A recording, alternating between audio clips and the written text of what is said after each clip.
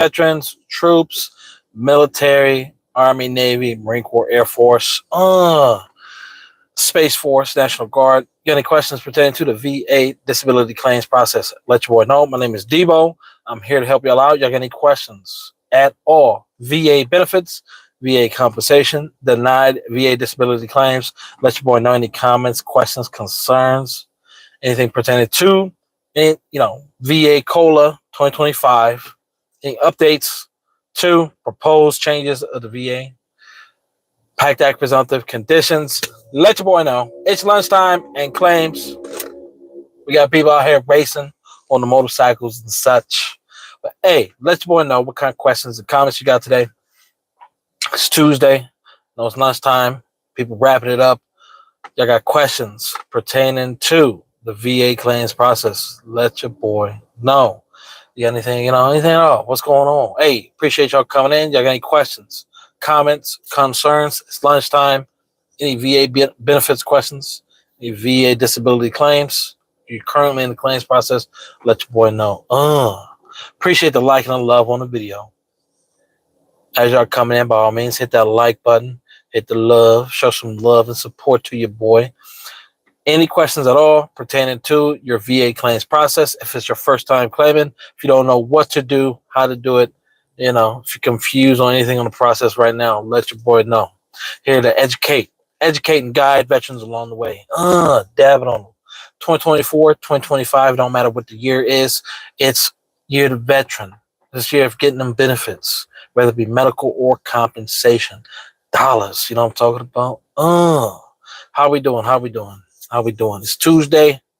It's kind of smoky outside. We got some fires over here in SoCal, over there, in the Anaheim area. As y'all coming in, shout out to those firefighters, those EMS workers who are putting in overtime. Hopefully they stay Gucci with it. Any questions pertaining to the VA claims process? VA disability, denied VA disability claims. Let your boy know.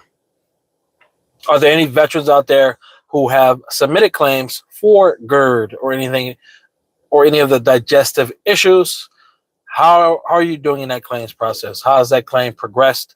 If it's completed, how did it go? Did the VA rate you under the new criteria or under the old criteria, depending on when you submitted for that claim? Let your boy know. As y'all coming in, it's lunchtime. Let your boy know. Any questions, comments, concerns pertaining to the VA disability claims process? I'm gonna take a sip over here right quick. We the people. We gotta stay hydrated. What we doing? How we doing? Caesar, I submitted for GERD 3 weeks ago, waiting on decision. Okay. Have you attended a CMP exam or possibly an ACE exam? Which was pretty much, it will be an exam without you physically going in. Sherry. How you doing, Sherry? Oh, let me ask you something. Okay. I had a sleep study done in 2022. Recommended a CPAP. Okay. Recommended VHA. Couldn't get a BBA sleep study.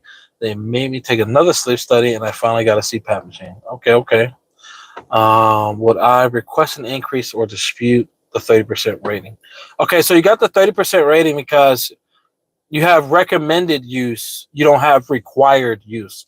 So your sleep apnea isn't severe enough to get the 50%, because for 50% you need a diagnosis of sleep apnea, the CPAP machine, but it's a required use at this point now, not recommended. So since you have recommended use, it's usually 10% for just recommended use, but you must have signs and symptoms of daytime sleepiness as well, which is called somnolence or something like that. I'm not a doctor, but it's daytime sleepiness. That mixed with sleep apnea will push you to 30%.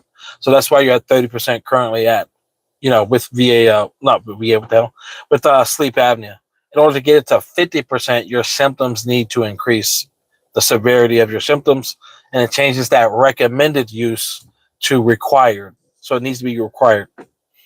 But if you didn't know, if you have a CPAP machine and your service connected for sleep apnea, I believe And it may be just if you're diagnosed with it and you have a CPAP machine as well, you get a discount on your energy bill. So, definitely check with your state. Edison over here, SoCal, Southern Edison over here.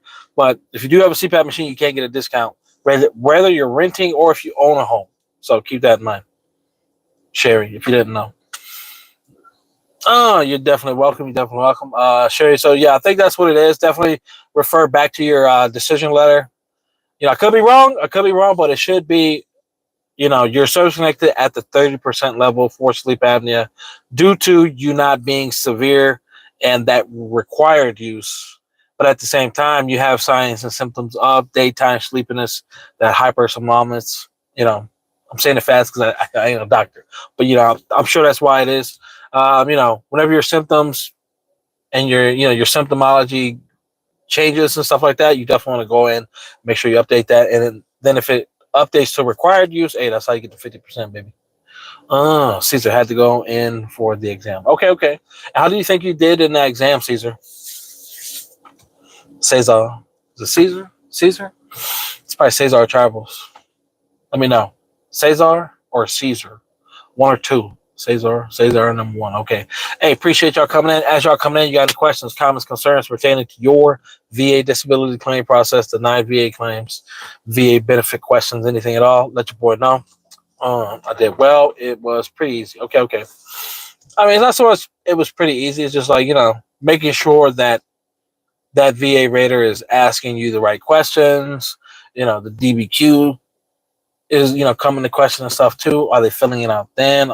Do they get a sticky note where you rush through the exam? All these things come into consideration and stuff like that. But if you think it was good though. Hey, that's all that matters. Either one is good. Yes, sir. Yes, sir. And as we coming in, if y'all got any questions pertaining to your VA claims process, let your boy know. Super Bowl predictions. I'm predicting 49ers are going to make it again to the Super Bowl and fumble it again. As always, no champions over there. No champions. Cesar, I had it documented via Kaiser 5 years ago. That helped. Okay, definitely. And if you still got, definitely still keep building that medical evidence, dog. Keep building that medical evidence because you never know when you're going to need it.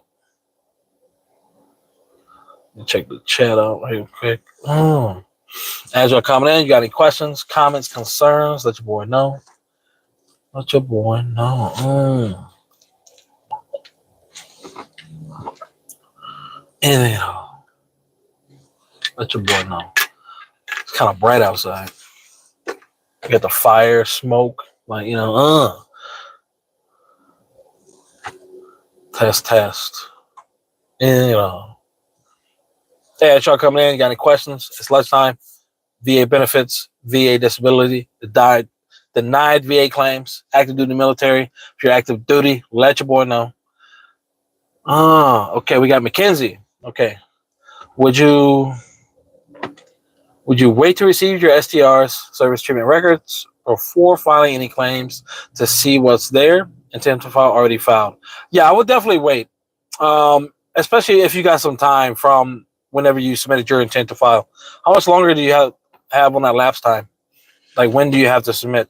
But if there's things that you don't have a diagnosis for, you should definitely work towards building that diagnosis. So, that's definitely the way I would like manage that claim. And then whenever you do get your STR, then you're like, okay, cool. I have complaint. I got diagnosis for, my back, IBS, GERD. I don't have anything for my back, whatever the hell, but I got x-rays, whatever the case may be. So, I need to go back in for this, PTSD, mental health, whatever the case. But, definitely, if there's disabilities or injuries you complained about while in, you definitely want to make sure that you start building that medical evidence. If you know that the medical evidence that's in your STR is not going to be strong enough to either get you service connected or at that higher VA disability rating level.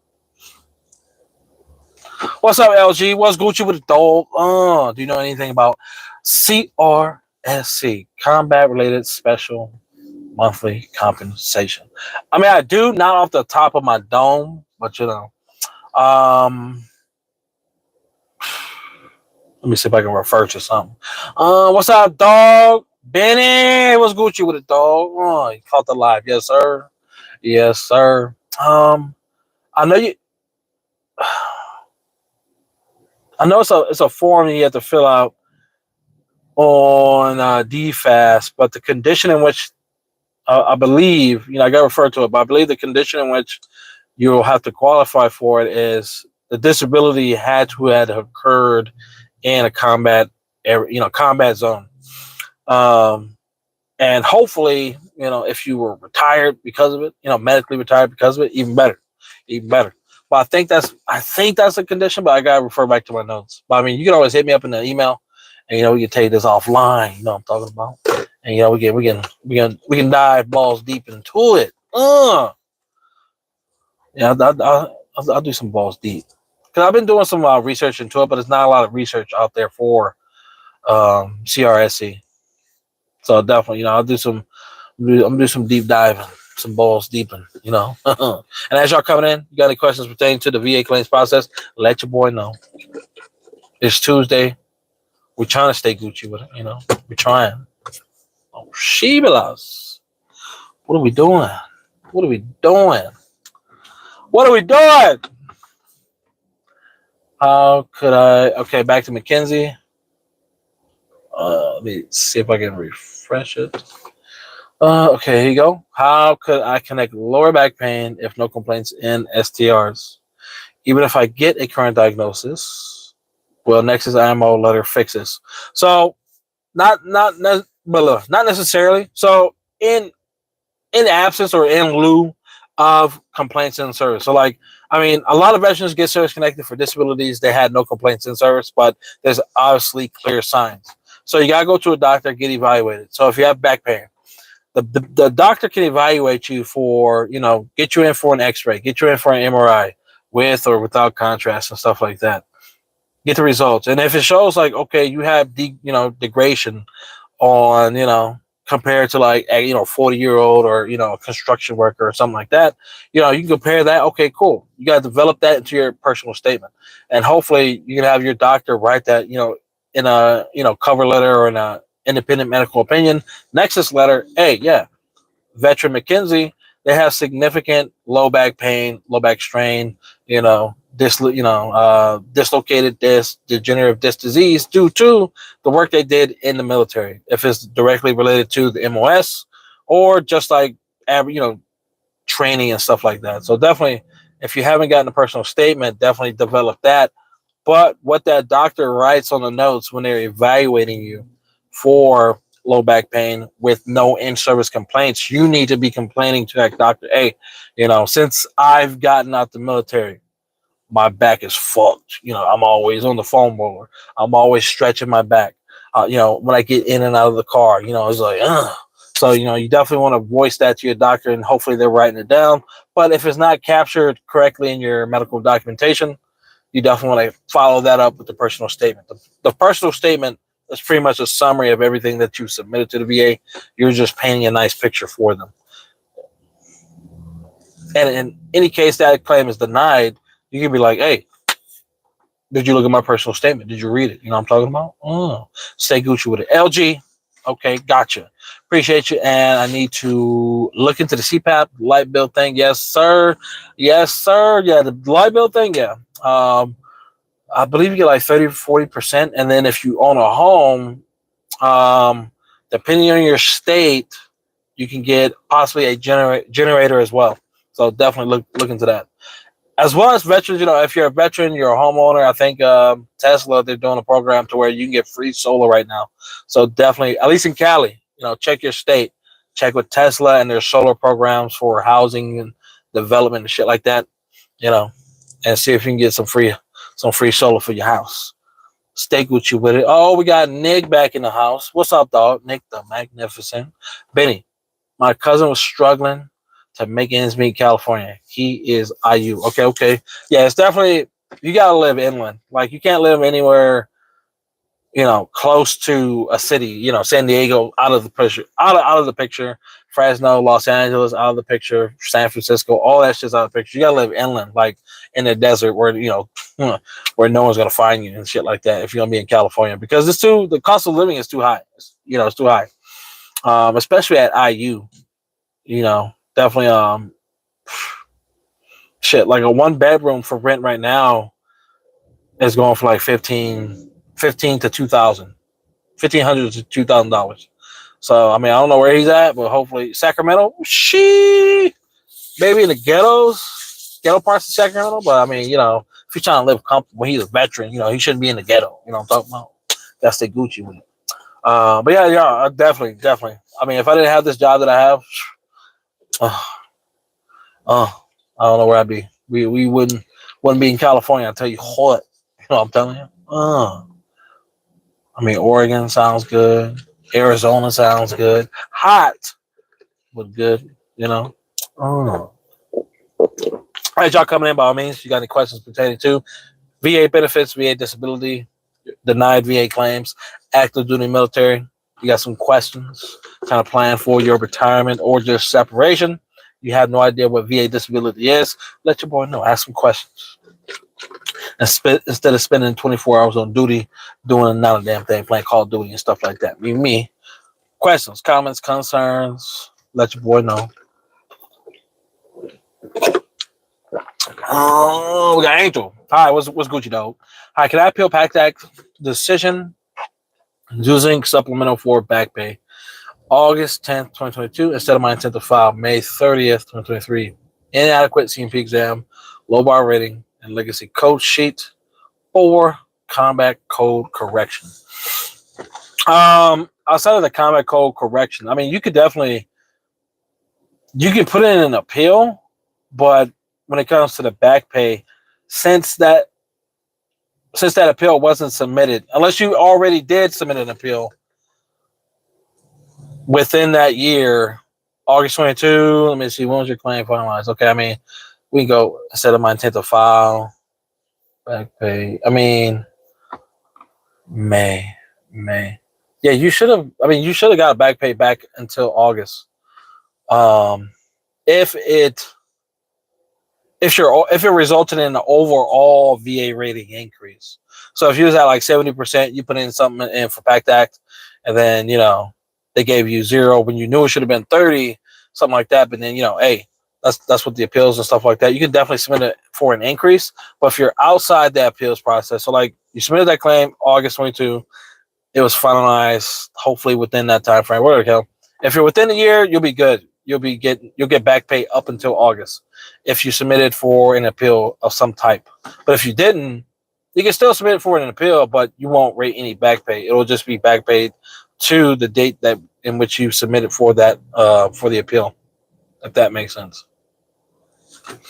Back to LG.